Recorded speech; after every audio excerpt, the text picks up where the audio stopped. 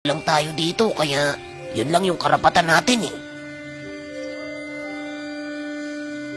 Hoy, makinig nga muna kayo dyan. Nakikiusyoso na nga kayo, may negatibong komento pa. Hayaan niyo munang magsalita yung tao. Baka yan na nga yung magiging daan para kahit papano mapaunlad natin yung lugar. Hindi lang umaasa sa pagsasaka. Dapat yung maraming negosyo. May pabrika, saka may pabahay daw na adhikain yan. Kaya pakinggan muna natin. Oo nga, makinig muna tayo.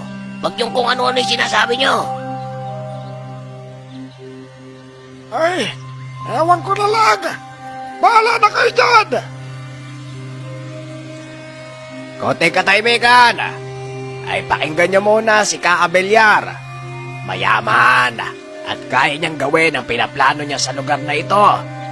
Kasaganahan at pagkakaroon ng magandang hanap buhay. Makinig muna kayo!